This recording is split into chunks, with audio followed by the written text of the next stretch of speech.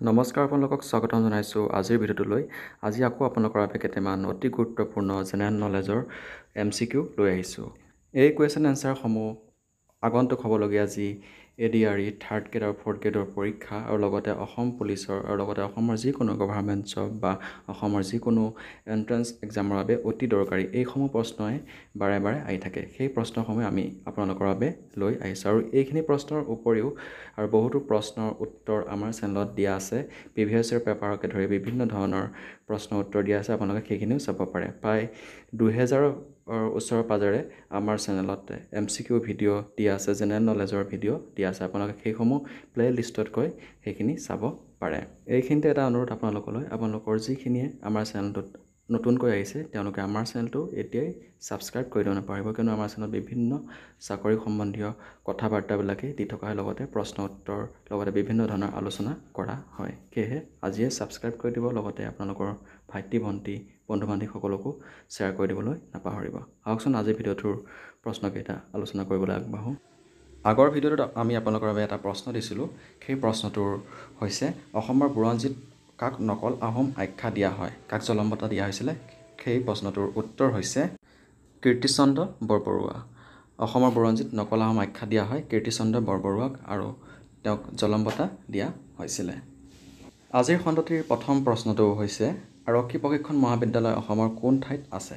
ইয়াৰ শুদ্ধ উত্তৰটো কি হ'ব? দেৰগাঁও, গুৱাহাটী, শোণিতপুৰ, তিনিচুকীয়া। ইয়াৰ শুদ্ধ উত্তৰটো কি হ'ব? আপোনালোকে অনুমান কৰিবচোন।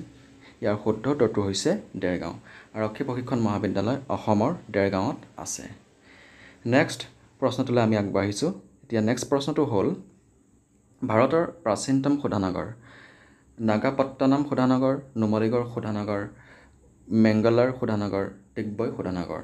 ভাৰতৰ প্ৰাচীনতম শোধানাগাৰটো কি? ভাৰতৰ প্ৰাচীনতম শোধানাগাৰটো হৈছে ডিগবৈ শোধানাগাৰ। ভাৰতৰ প্ৰাচীনতম শোধানাগাৰ হৈছে ডিগবৈ শোধানাগাৰ। নেক্সট প্ৰশ্নটোলৈ আমি আগবাঢ়িছোঁ। নেক্সট প্ৰশ্নটো হৈছে ডিমাপুৰ কাৰ ৰাজধানী আছিলে? ভূঞাসকলৰ, আহোম স্বৰ্গদেউৰ, কছাৰী ৰজাৰ, চুতীয়া ৰজাৰ। ইয়াৰ শুদ্ধ উত্তৰটো কি হ'ব? আপোনালোকে ভাবকচোন। ইয়াৰ শুদ্ধ উত্তৰটো হৈছে কছাৰী ৰজাৰ ৰাজধানী আছিলে ডিমাপুৰ। ডিমাপুৰ আছিলে কছাৰী ৰজাৰ ৰাজধানী। নেক্সট প্ৰশ্নটোলৈ আগবাঢ়িছোঁ আমি।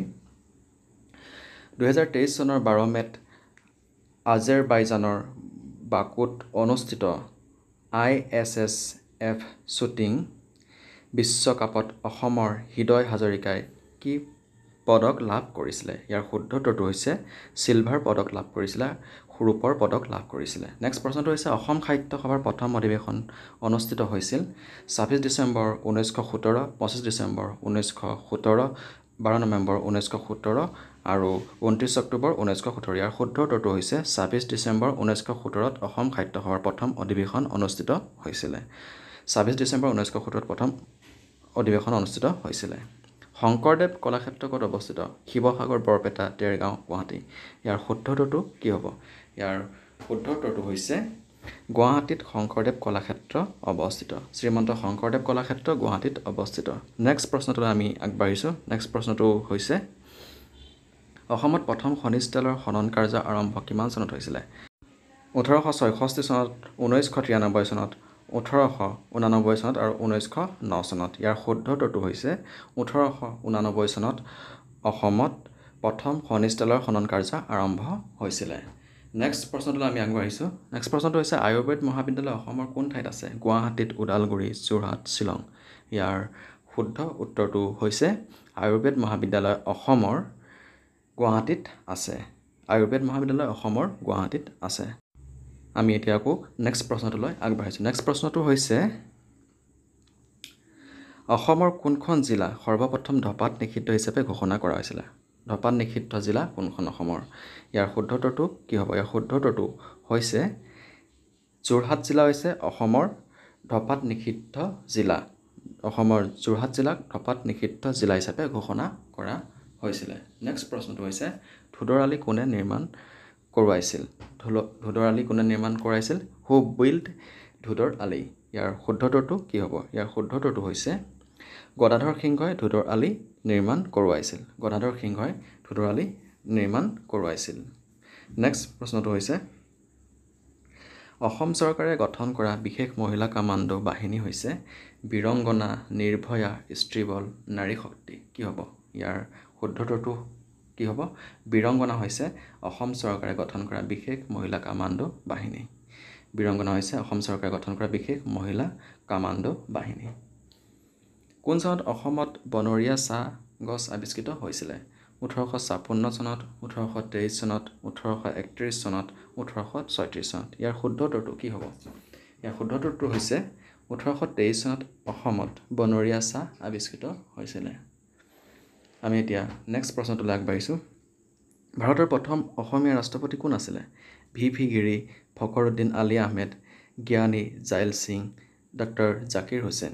ইয়াৰ শুদ্ধটোতো হৈছে ফখৰুদ্দিন আলী আহমেদ আছিলে ভাৰতৰ প্ৰথম অসমীয়া ৰাষ্ট্ৰপতি। ফখৰুদ্দিন আলী আহমেদ আছিলে ভাৰতৰ প্ৰথম অসমীয়া ৰাষ্ট্ৰপতি। নেক্সট প্ৰশ্নটো হৈছে ইংৰাজৰ বিৰুদ্ধে যুঁজ দিয়া প্ৰথমজন অসমীয়া কোন? মণিৰাম দেৱান, কুশল কোঁৱৰ, গোমধৰ কোঁৱৰ, পিয়লি ফুকন। ইয়াৰ শুদ্ধটোতো কি হ'ব? ইয়াৰ শুদ্ধটোতো হৈছে গোমধৰ কোঁৱৰ। ইংৰাজৰ বিৰুদ্ধে যুঁজ দিয়া প্ৰথমজন অসমীয়া হৈছিল গোমধৰ কোঁৱৰ। ইংৰাজৰ বিৰুদ্ধে যুঁজ দিয়া প্ৰথমজন অসমীয়া হৈছে গোমধৰ কোঁৱৰ। নেক্সট প্ৰশ্নটো হ'ল অসমৰ ৰাজধানী শিৱসাগৰৰ পৰা যোৰহাটলৈ কেতিয়া স্থানান্তৰ কৰা হৈছিলে? 1697 চনত, 1567 চনত, 1794 চনত, 1820 চনত। ইয়াৰ শুদ্ধটোতো হৈছে 1794 চনত অসমৰ ৰাজধানী শিৱসাগৰৰ পৰা যোৰহাটলৈ স্থানান্তৰ কৰা হৈছিলে। নেক্সট প্ৰশ্নটো হৈছে 1930 চনৰ ঘূৰণীয়া মেজমেলত অসমৰ প্ৰতিনিধি কোন আছিলে? চন্দ্ৰধৰ বৰুৱা, গোপীনাথ বৰদলৈ, বিষ্ণুৰাম মেধি, হেমচন্দ্ৰ গোস্বামী। ইয়াৰ শুদ্ধটোতো হৈছে চন্দ্ৰধৰ বৰুৱা। 1930 চনৰ ঘূৰণীয়া মেজমেলত অসমৰ প্ৰতিনিধি আছিলে চন্দ্ৰধৰ বৰুৱা। নেক্সট প্ৰশ্নটোলৈ আগবাঢ়িছোঁ। নেক্সট প্ৰশ্নটো হৈছে অসম কেতিয়া ইংৰাজৰ অধীন হয়? 1824 চনত, 1820 চনত, 1826 চনত, 1817 চনত। ইয়াৰ শুদ্ধটোতো কি হ'ব? ইয়াৰ শুদ্ধটোতো হৈছে 1826 চনত অসম ইংৰাজৰ অধীন হয়। 1826 চনত অসম ইংৰাজৰ অধীন হৈছিল। নেক্সট প্ৰশ্নটো হৈছে আহোম সাম্ৰাজ্যৰ প্ৰথম ৰাজধানী ক'ত আছিলে? ৰংপুৰ, হাবুং, চৰাইদেউ, টিপাম। ইয়াৰ শুদ্ধটোতো কি হ'ব?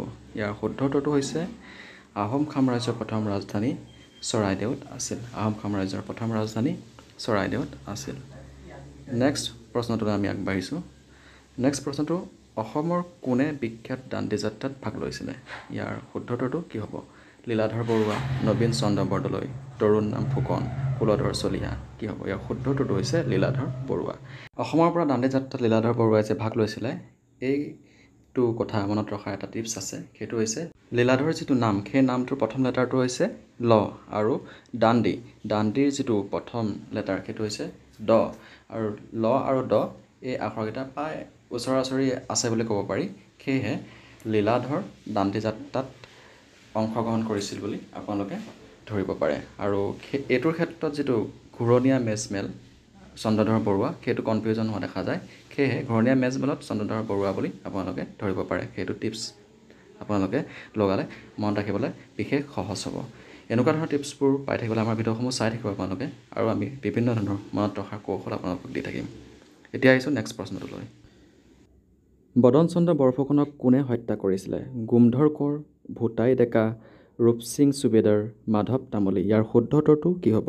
বদন চন্দ্ৰ বৰফুকনক হত্যা কৰিছিল ৰূপসিং চুবেদাৰে। বদন চন্দ্ৰ বৰফুকনক হত্যা কৰিছিলে ৰূপসিং চুবেদাৰে। নেক্সট প্ৰশ্নটোলৈ আমি আগবাঢ়িছোঁ। নেক্সট প্ৰশ্নটো হৈছে আহোমসকলে কোন চনত ব্ৰহ্মপুত্ৰ উপত্যকাত প্ৰৱেশ কৰিছিলে? 1130 চনত, 1220 চনত, 1228 আৰু 1225 চনত। ইয়াৰ শুদ্ধটোতো কি হ'ব? ইয়াৰ শুদ্ধটোতো হৈছে 1228 চনত আহোমসকলে ব্ৰহ্মপুত্ৰ উপত্যকাত প্ৰৱেশ কৰিছিলে। 1228 চনত আহোমসকলে ব্ৰহ্মপুত্ৰ উপত্যকাত প্ৰৱেশ কৰিছিলে। চুতীয়া ৰাজ্যৰ অন্তিমজন ৰজা কোন আছিলে? বিষ্ণুপাল, বীৰপাল, বুটন পাল আৰু নীতিপাল। ইয়াৰ শুদ্ধটোতো কি হ'ব? ইয়াৰ শুদ্ধটোতো হৈছে চুতীয়া ৰাজ্যৰ অন্তিমজন ৰজা আছিলে নীতিপাল। চুতীয়া ৰাজ্যৰ অন্তিমজন ৰজা নীতিপাল। নেক্সট প্ৰশ্নটোলৈ আমি আগবাঢ়িছোঁ। নেক্সট প্ৰশ্নটো হৈছে অসমলৈ অহা প্ৰথমজন চীনা পৰিব্ৰাজক কোন? মিয়ান মেলিন, ফাহিয়েন আৰু কিন চিনাং হিউৱেন চাং। অসমলৈ অহা প্ৰথমজন চীনা পৰিব্ৰাজক হৈছে হিউৱেন চাং। এইটো আমি আগৰ পৰাই পায়েই আহিছোঁ। অসমলৈ অহা প্ৰথমজন চীনা পৰিব্ৰাজক হৈছে হিউৱেন চাং। নেক্সট প্ৰশ্নটোলৈ আমি আগবাঢ়িছোঁ। নেক্সট প্ৰশ্নটো হৈছে বংগৰ চৈতন্যদেৱৰ সমসাময়িক অসমীয়া বৈষ্ণৱ গুৰু কোন আছিলে? মাধৱদেৱ, শংকৰদেৱ, অনিৰুদ্ধদেৱ, দামোদৰ দেৱ। ইয়াৰ শুদ্ধ উত্তৰটো কি হ'ব? ইয়াৰ শুদ্ধ উত্তৰটো হৈছে শংকৰদেৱ। বংগৰ চৈতন্যদেৱৰ সমসাময়িক অসমীয়া বৈষ্ণৱ গুৰু আছিলে শংকৰদেৱ। নেক্সট প্ৰশ্নটোলৈ আমি আগবাঢ়িছোঁ। নেক্সট প্ৰশ্নটো হৈছে শৰাইঘাট দলং কেতিয়া নিৰ্মাণ কৰা হৈছিলে? 1952 চনত, 1948 চনত, 1964 চনত, 1962 চনত। ইয়াৰ শুদ্ধ উত্তৰটো কি হ'ব? শৰাইঘাট দলং নিৰ্মাণ কৰা হৈছিলে 1952 চনত। শৰাইঘাট দলং নিৰ্মাণ কৰা হৈছিলে 1952 চনত। নেক্সট প্ৰশ্নটোলৈ আমি আকৌ আগবাঢ়িছোঁ। পথৰুঘাটৰ ৰণৰ থলী কি আছিলে? শিৱসাগৰ, নগাঁও, দৰং, গোৱালপাৰা। ইয়াৰ শুদ্ধ উত্তৰটো কি হ'ব? ইয়াৰ শুদ্ধ উত্তৰটো হৈছে দৰং। পথৰুঘাটৰ ৰণৰ থলী আছিলে দৰং। নেক্সট প্ৰশ্নটোলৈ আকৌ আমি আগবাঢ়িছোঁ। নেক্সট প্ৰশ্নটো হৈছে তলৰ কোনটো শোধনাগাৰক অসম চুক্তিৰ শোধনাগাৰ হিচাপে জনা যায়? ডিগবৈ, নুনমাটি, বঙাইগাঁও, নুমলীগড়। ইয়াৰ শুদ্ধ উত্তৰটো কি হ'ব? আপোনালোকে ভাবকচোন। ইয়াৰ শুদ্ধ উত্তৰটো হৈছে নুমলীগড়। নুমলীগড় শোধনাগাৰত অসম চুক্তিৰ শোধনাগাৰ হিচাপে জনা যায়। নেক্সট প্ৰশ্নটোলৈ আমি আগবাঢ়িছোঁ। নেক্সট প্ৰশ্নটো হৈছে বামুণী কোঁৱৰৰ টাই আহোম নাম কি আছিলে? চুহুংমুং, চুপিনফা, চুমুংফা, চুডাংফা। ইয়াৰ শুদ্ধ উত্তৰটো কি হ'ব? বামুণী কোঁৱৰৰ আহোম নাম আছিলে চুডাংফা। বামুণী কোঁৱৰৰ আহোম নাম আছিলে চুডাংফা। নেক্সট প্ৰশ্নটোলৈ আমি আকৌ আগবাঢ়িছোঁ। নেক্সট প্ৰশ্নটো হৈছে আহোমৰ শাসনকালত কোনজন ব্যক্তিক অৰ্থনীতিবিদ আৰু সমাজ সংস্কাৰক হিচাপে জনা গৈছিলে? মোমাই তামুলী বৰবৰুৱা, আতন বৰগোহাঁই, বদন চন্দ্ৰ বৰফুকন, পূৰ্ণানন্দ বুঢ়াগোহাঁই। ইয়াৰ শুদ্ধ উত্তৰটো হৈছে মোমাই তামুলী বৰবৰুৱাক আহোমৰ শাসনকালত অৰ্থনীতিবিদ আৰু সমাজ সংস্কাৰক হিচাপে জনা গৈছিলে। নেক্সট প্ৰশ্নটো হৈছে নৱগ্ৰহ মন্দিৰ গুৱাহাটীৰ কোনটো পাহাৰৰ শিখৰত অৱস্থিত? ইয়াৰ শুদ্ধ উত্তৰটো কি হ'ব? আপোনালোকে অনুমান কৰকচোন। ইয়াৰ শুদ্ধ উত্তৰটো হৈছে চিত্ৰাচল। নৱগ্ৰহ মন্দিৰ গুৱাহাটীৰ চিত্ৰাচল পাহাৰৰ শিখৰত অৱস্থিত। নেক্সট প্ৰশ্নটোলৈ আমি আকৌ আগবাঢ়িছোঁ। নেক্সট প্ৰশ্নটো হৈছে গুৱাহাটী চাহ নিলাম কেন্দ্ৰ কোন চনত স্থাপিত হৈছিলে? 1960 চনত, 1970 চনত, 1962 চনত, 1965 চনত। ইয়াৰ শুদ্ধ উত্তৰটো কি হ'ব? ইয়াৰ শুদ্ধ উত্তৰটো হৈছে 1970 চনত গুৱাহাটী চাহ নিলাম কেন্দ্ৰ স্থাপিত হৈছিলে। নেক্সট প্ৰশ্নটোলৈ আমি আগবাঢ়িছোঁ। অসমৰ সাক্ষৰতাৰ হাৰ হ'ল কিমান? 67.50%, 49.00%, 58.32%, 72.19%। ইয়াৰ শুদ্ধ উত্তৰটো হৈছে 72.19% অসমৰ সাক্ষৰতাৰ হাৰ। নেক্সট প্ৰশ্নটো 2011 চনৰ পিয়লত কোনখন জিলাত সৰ্বাধিক জনসংখ্যা বৃদ্ধি হোৱা দেখা গৈছিলে? ইয়াৰ শুদ্ধ উত্তৰটো কি হ'ব? ইয়াৰ শুদ্ধ উত্তৰটো হৈছে নগাঁও। নগাঁও হৈছে সৰ্বাধিক জনসংখ্যা বৃদ্ধি হোৱা জিলা 2011 চনৰ লোকপিয়ল মতে। নেক্সট অন্তিম প্ৰশ্নটোলৈ আমি আগবাঢ়িছোঁ। আজিৰ ভিডিঅ'টোৰ অন্তিম প্ৰশ্নটোলৈ আমি আগবাঢ়িছোঁ। অসমে আন্তৰ্জাতিক সীমান্ত স্পৰ্শ কৰা দেশ কেইখন হ'ল? নেপাল আৰু ভূটান, নেপাল আৰু চীন, ভূটান আৰু বাংলাদেশ, চীন আৰু ৰাছিয়া। ইয়াৰ শুদ্ধ উত্তৰটো হৈছে ভূটান আৰু বাংলাদেশ হৈছে অসমে আন্তৰ্জাতিক সীমান্ত স্পৰ্শ কৰা দেশ। এইকেইটাই আছিলে আজিৰ ভিডিঅ'টোৰ অতি গুৰুত্বপূৰ্ণ প্ৰশ্ন। আপোনালোকৰ বাবে এটা আকৌ প্ৰশ্ন লৈ আহিছোঁ। গৰমপানী অভয়াৰণ্য অসমৰ ক'ত অৱস্থিত? ইয়াৰ শুদ্ধ উত্তৰটো কি হ'ব? কোকৰাঝাৰ, শিৱসাগৰ, ডিমা হাছাও, কাৰ্বি আংলং। কি হ'ব আপোনালোকে কমেণ্ট যোগে জনাব। আজিলৈ ভিডিঅ'টো ইমানতে সামৰি মাৰিছোঁ। আপোনালোকে যিমান পাৰে ভিডিঅ'টো আপোনালোকৰ ভাইটি, ভণ্টি, বন্ধু বান্ধৱী যিসকলে ADRE লগতে 3rd গ্ৰেড 4th গ্ৰেড লগতে অসম পুলিচৰ চাকৰিৰ বাবে পঢ়া শুনা কৰি আছে তেওঁলোকক শ্বেয়াৰ কৰি দিব। আজিলৈ ধন্যবাদ।